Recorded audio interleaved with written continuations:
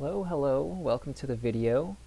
If you're wanting to skip forward to learn how to play and stuff like that, you can click the timestamps down below. There's also a link to the rules down in the description. I recommend you look at those because that's going to be the most up-to-date thing about that. So in the meantime, I'm going to introduce the project, go over like my design, whatever. So anyways, this is the game jam, Bruised Egos Game Jam. So the idea of this game jam is there's this imaginary fighting game called Bruised Egos, where the idea is characters are either going to So everything is going to revolve around self-esteem. So you have characters with low self-esteem, like this character here, who, as the fight goes on and they do more damage, they become more confident and evolve, in a sense, into a stronger character that is generally more cool. On the flip side, you have characters with a big ego that start off pretty powerful, but as the fight wears on and they take damage, their self-esteem lowers and they get weaker. Anyways, you're meant to take one of these 8 characters and create a prequel game based off of them, based off of one of the characters. And the rules are right here. So it has to star one of the characters. The game can be in any genre except a fighting game. It can't take longer than an hour because these are going to be streamed. The main character must discover a special move that they'll have in the fighting game.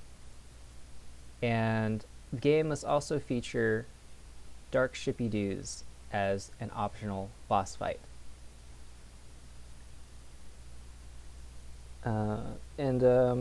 Yeah. So the character that I have chosen is Ultramint. Ultramint is a little girl who can summon monsters from her collectible card game collection, and they fight in her place. So as a fighting game character, I'm imagining her like a Persona 4 Arena character, where with maybe some tag mechanics. So maybe she summons a monster that fights in her place, but then she also summons other monsters that assist that monster. And then as she takes damage, she's used her stronger cards already, so like she's left with her weaker cards. So that's how I'm thinking she works. Anyways, the game I've decided to make is a board game, actually. I don't know anything about programming, and I don't have the time to learn to properly make a game for the jam, so that's what I decided to do. So let me introduce this game here. This is the rulebook. The game is called Scrappet Kaiser Princess, and it stars Mindy. Ultramint is her YouTuber name. Mindy, she just turned 10, and her parents have finally allowed her to play Scrappet Kaiser, this collectible card game that she's obsessed about. And now there's this annual tournament that's starting next week. So now that she's allowed to play and she wants to be the champ, she's only got a week to collect the best cards and defeat the champion.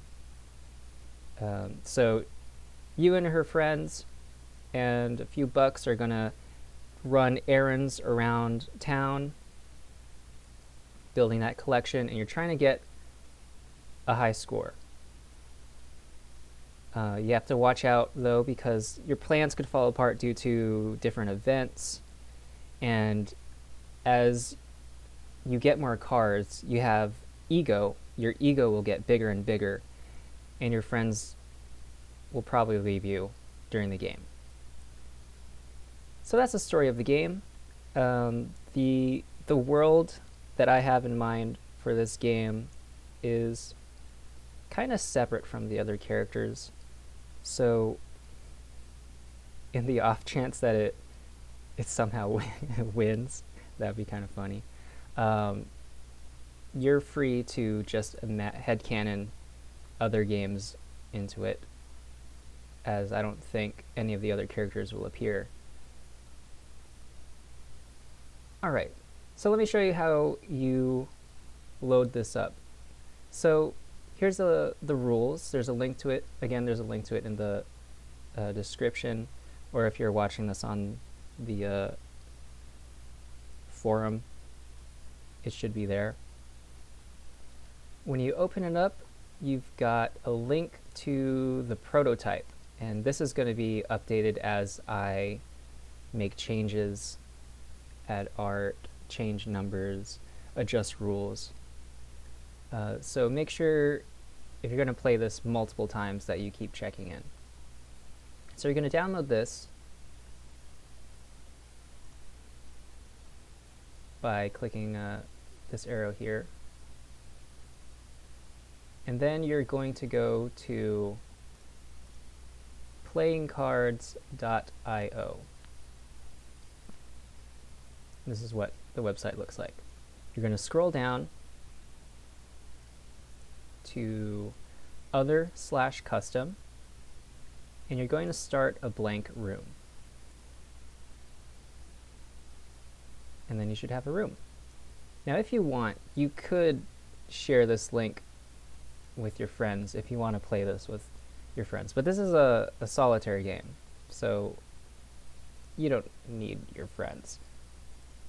Anyways, you're going to open up edit mode by clicking edit table, this toolbox here, and this menu should pop up. Then you click room options, import from file, and you can load up that file you downloaded, and that should load up the prototype. Then you just click the toolbox again, and there it is. So let me explain how this website works before I get into the actual prototype and the gameplay and stuff. So to flip a card, all you got to do is just click a card. To move a card, you can just drag it around. And if you drag it over one of these slots, it's just automatically going to slide in there. If you want to drag a deck, you drag the number that is attached to the deck. So I'm dragging all 30 of these cards right now. You can also click this number and you'll have more options. This is how you shuffle a stack of cards. So you click shuffle stack, it'll say shuffled, and it should be shuffled. If you don't trust it, I guess, click it multiple times. But there's also other options here that you won't necessarily be using as often, but are still a little helpful. Flip stack will flip over the entire deck of cards, and cut deck splits the deck into different pieces. This is kind of helpful. So if you need 10 cards, you just move the slider until one of the numbers says 10, and then you click cut deck. And there you go. It splits into a pile of 20 and a pile of 10. You can also do this for bucks. Alright, so that's how the UI works. There's a few things to set up the game before you can begin playing. So most of the setup should be done. You should have your bucks and your buck bank over in the lemonade stand. Your starting ego should already be set to 10. And these photos are right here. They also have reference that say what each character can do. Um, Again, this is all a prototype, so I still need to add art. There's going to be nice art of each character. And these little pawns here below just show you like what color each character is. So Mindy, which is you which you are playing as, is blue. Jessa is red. Penny is yellow. Link is green, and Spiff is black. Alright, so most of what you need to do to set up is shuffling and setting up the cards. So you're going to take this event card deck, which is blue, shuffle it, take 6 cards, and place those 6 cards on top of this final event card here. And you should have a stack of 7. Then you're going to take these starter cards, shuffle those up, draw the first card, and place it in your binder. And this is the card you're going to start off with. Each of the starter cards has a different effect. Most of them are pretty bad, so that's what starter cards are. Alright, these booster cards, you're going to shuffle the store deck, and you're going to place 4 cards into open slots in the playground. And then, the last step, shuffle the special cards. You're going to shuffle up Dark Shippy Doo's deck of cards. And now you should be good to go. So there are 3 phases to playing Scrappet Kaiser Princess. 3 phases per round, 7 rounds.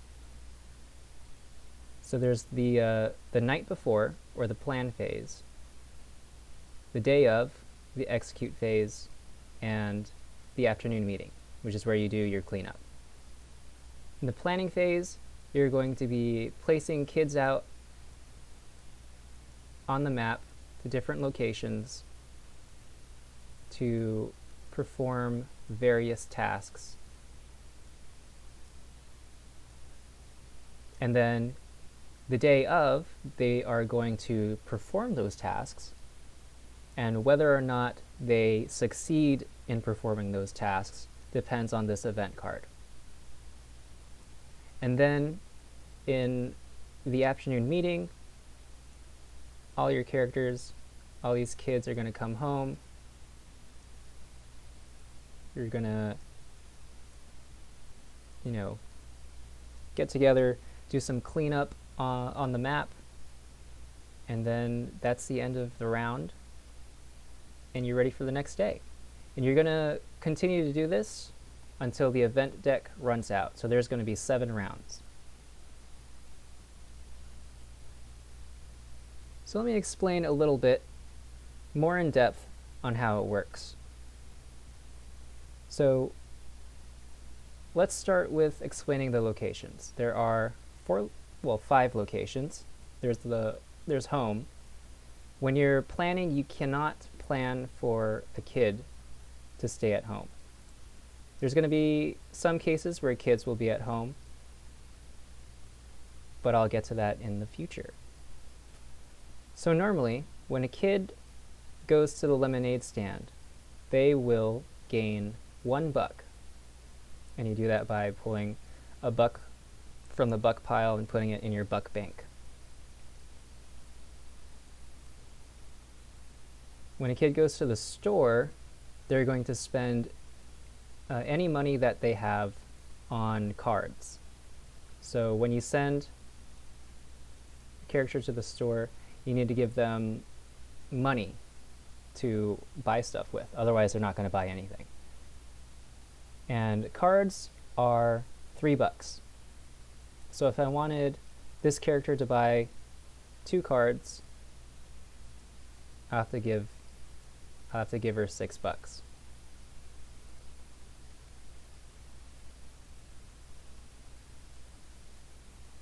Similarly, at the playground,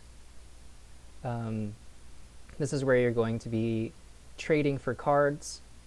So you can pull any number of cards from your binder and give it to a character, and they will trade for another card of equal or lesser strength. So if I had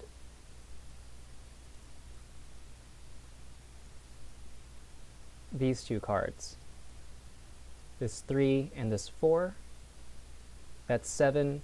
So this character can trade these two for this 6. Additionally, if you don't want to spend multiple cards, you can use money to trade also. So if I wanted this 6 but I didn't want to use my 4, I can give my 3 card and $3 to this character, and they'll be able to trade for this 6.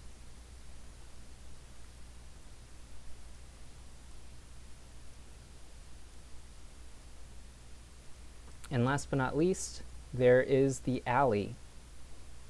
Well, I guess it is kind of least, because when you go to the alley, nothing really happens.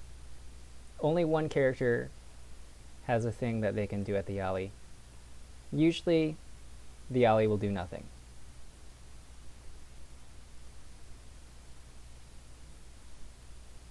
Okay, so when you're planning, another thing to note is that each character has a special ability. They each specialize in a different thing. So I'll explain them now. You've got Penny here. She's the yellow one. She's very good at making lemonade. And she's also a good advertiser. So instead of gaining $1 from working the stand, she gains 4. Which is pretty cool. Good job, Penny. Very responsible. You have Link here. His brother works at the store, so he gets a family discount. Instead of spending $3 to buy a card, he can just spend 2. So as with before, $6 would have gotten me 2 cards. With Link, he can buy 3. And Spiff here, he's the cool kid. So at the playground, Spiff naturally basically has like a 5 on him. So he could just walk up here with nothing and be able to grab this 3 or this 2. Or if you wanted this 6, you could give him $1, or even give him this 1 strength card, and he'll come back with a 6, because he's cool like that.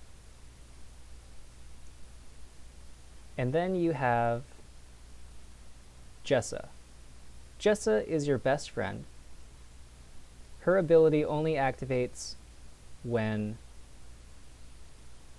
she is at the same location as you being Mindy. So if you're both at the lemonade stand, instead of getting $1, Jessa's going to get 2. If you're both at the store, Jessa gets a card for free. She steals a card for you, because that's what friends do. When you're both at the playground, Jessa will have +2 on her cards for trades. So if you're both here, you can just give her this 4 and she can trade for this 6. And then you've got Mindy, the main character, Ultra Mint. This is you. Mindy's ability involves this ego here. She can spend her ego to gain even more resources than she normally would have. So at the lemonade stand, instead of just getting $1, she can spend 3 ego to gain another $1. And you can repeat that as long as you have the ego to do that. That's the way customer service works at the stand. At the store, you can spend 2 ego to look at the top card of the deck. And then you can decide whether to keep that card on top or to move it to the bottom of the deck. And then you can do it again. And so that you kind of have a cool combo if Jessa's along with you also. You can spend ego to look, nice, and then have Jessa snag that card. Yeah, basically you're just opening up booster packs at the store secretly and then just like hiding them back on the shelf. Alright, then at the playground, she can spend ego to boost the strength of her card values. So say she has this 3 and this 1 that she wants to trade. You can spend 4 ego to boost it by 2. So 4 plus 2 is 6, and then she can get this 6 strength card. And then Mindy can also go to the alley. Mindy is the only character that has an effect at the alley. You can send other kids to the alley if you want, but they won't necessarily do anything there. There is an event that affects that, though. I'll leave that as a surprise. Alright, when you go to the alley, Mindy must bring just 1 card to duel with. And then you bet an amount of ego, similar to the playground. 2 ego is 1 strength. So right now it's strength of 8, strength of 9, 10, so on and so forth. You can't go over how much ego you have, however. So I can only go bet as 10 ego. Alright, so that's how that works, the planning phase. I'll explain how the execution phase, the day of, works. Okay, so after you've planned where the kids will go, then we gotta execute. And they always execute in this order, as you can see by the arrows here. So you start with the lemonade stand, then you go to the store, then you go to the playground, then you go to the alley, activating the abilities of any kids at those locations in the order you wish. But before you do that, you must flip over the event card. So let's do that now. The event is Stray Cat Distraction. So kids at the lemonade stand will only gain half the bucks that they normally would have rounded down, which is very unfortunate. I don't know why these kids are distracted by a stray cat. I guess they are pretty cute. So instead of Penny getting 4 bucks, she will only gain 2. And Jessa will only gain 1. If Mindy were there, she would have gained 2, but it's only 1 because, you know, she's not there. So she actually won't gain anything because you round down. So you only get 2 bucks there. And then we move to the store. Link is going to buy 3 cards here. So here we go. 1, 2, 3. And any cards that you buy will always just go straight to your binder, because you're always more interested in the shiny new card than the old card. So you're going to replace any old card that you've got. So I'm replacing that 4. If I had bought 4 cards, like so, then I would replace both of these old cards and toss them in.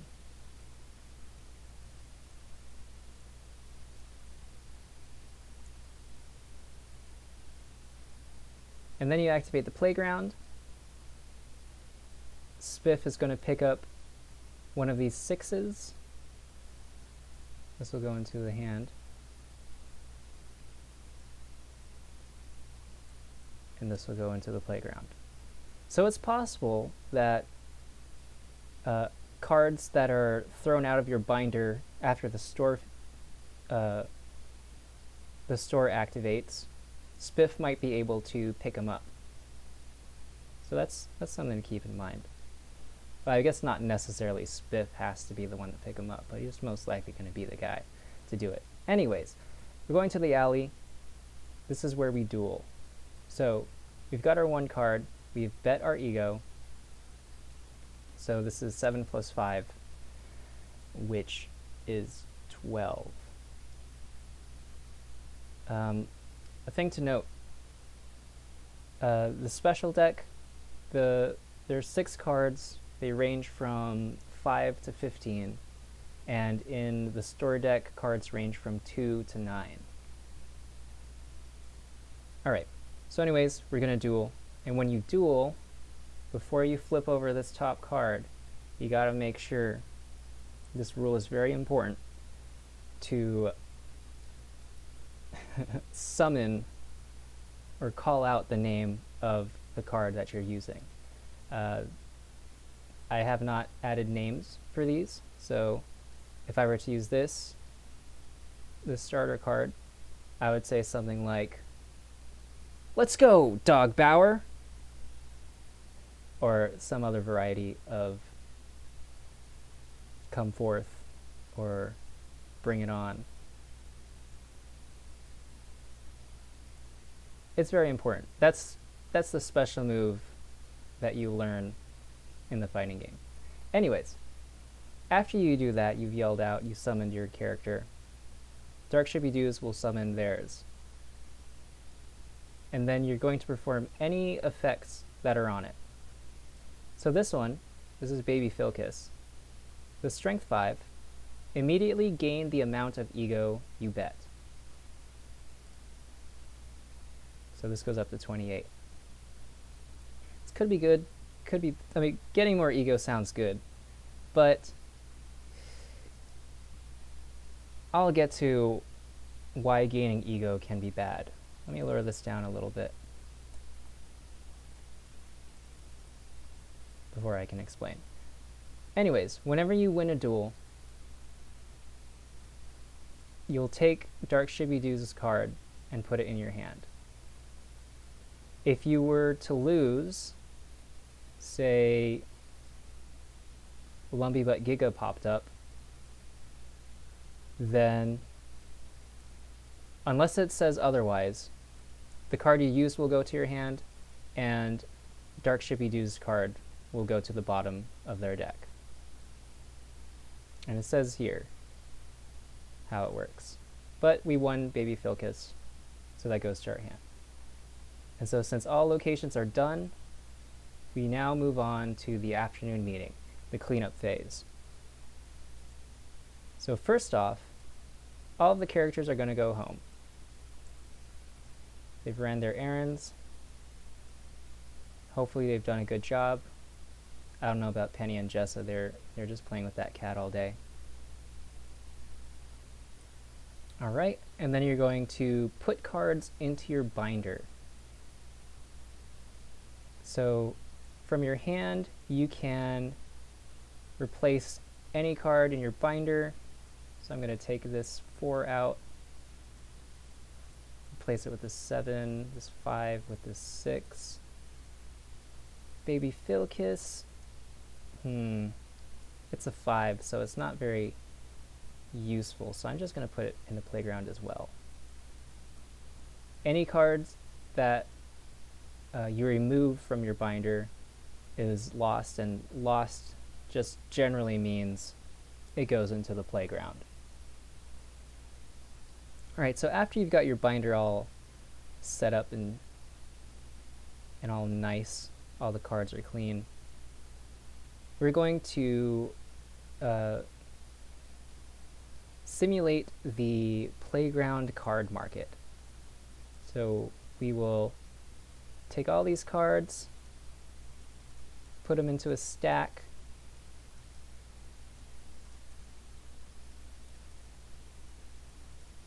We're actually also going to toss in one more card from the store, shuffle it up, and then fill the playground up with the cards, with these 6 cards.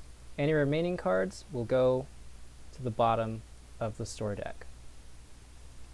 So it's possible that starter cards and special cards can end up in the store deck. If those pop up, those are still the same price that cards normally are at the store.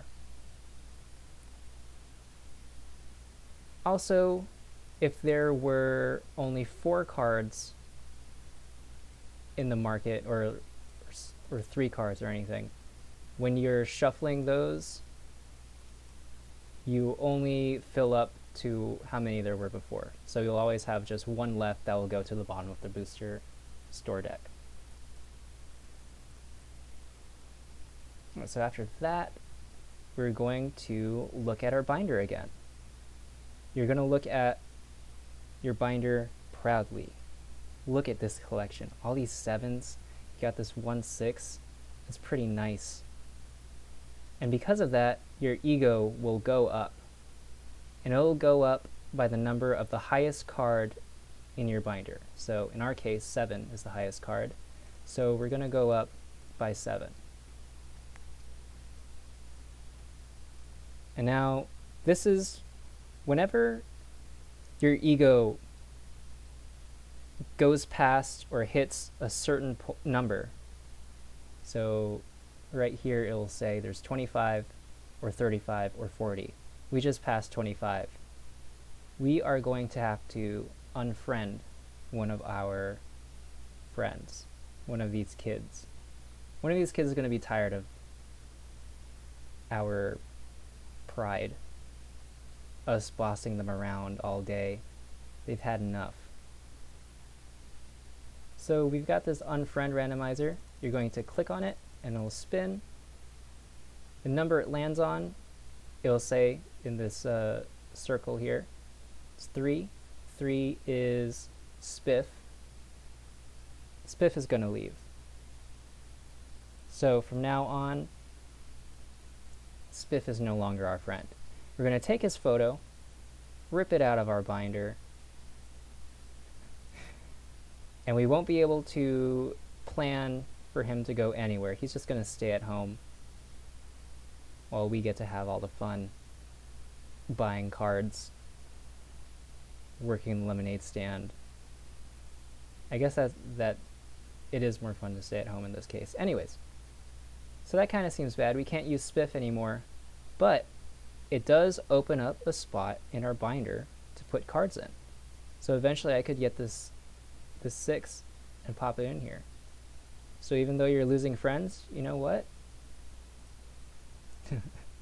We always got Scrappet Kaiser to have our back. So that's basically how a round works. You're going to do 7 of these, and the final event will always be the same. And that, well, when you unfriend, you can only unfriend Spiff, Link, or Penny through ego. So in this case, if Spiff is gone and you roll again and it lands on Spiff, you just keep rolling until you get Penny or Link. But yeah, normally you can't unfriend Jessa. You only have a chance to unfriend Jessa on the final event. And that final event will always be this. If you no longer own your starter card, then Jessa unfriends you. Like, this card represents your friendship. She bought you this card for your birthday. Actually, they all made this binder for you with all these nice photos. So, yeah. If you don't have your starter card, Jessa's been pushed to her limit after an entire week of being bossed around, and you don't even have that card that she got you for your birthday. She's gone. But you have like more slots to fill in your binder. Pretty cool. So yeah, that's basically how you play. At the end of the game, you'll tally up your score. Your score will be, it says here, it'll be your ego, it'll be the bucks you have in your buck bank. You're going to add up the strength of all the cards in your binder. So 7, 14, 21, 27 in this case. And you're going to get 10 points for each remaining friend that you still have. I guess that's what remaining means. It's not including Mindy, because that's you. We're talking about these 4. So in this case, with an empty binder, that's nobody. But yeah, that's how it works. You're going to tally up your final score. You're going to look back on this rulebook. Down close to the bottom, there's going to be like a score guide. Compare your score to the different tiers. And you can read the ending that you got. Again, this is a prototype. These numbers might change. I think 120 is a pretty average score. It might go higher. Not sure. There's also a bonus if you want like the actual canon ending. You can try going for that. It's pretty hard. You just have to hit tier 5 without losing Jessa as a friend. That's basically how it works. I'm feeling pretty good about this design so far. I play tested it a bunch. Then again, I said that last time I recorded this video. And a few things have changed. But yeah, after you play, there's a link to the feedback Google form. I don't have it in the rulebook, but I'll put it in the rulebook, like in this area. What else is there to say? I know there's more stuff to say. Oh yeah, so I'm going to stick with presenting this digitally. I'm not going to make a printed version, even though I kind of want to, because I don't want, it's going to take longer than an hour if I submit like a PDF file. Kyle's going to have to print it out and cut it and try to figure out what each card is and then read the rules. I'm just going to clean up this digital version, and that's what you guys are going to play. If you play this, you can also suggest a name for a card, and I'll probably add it, I guess, depending if I like it or not. Yeah, that's the video. Thanks for watching. Thanks for checking this out. Good luck on your own games, if you're working on any, and farewell.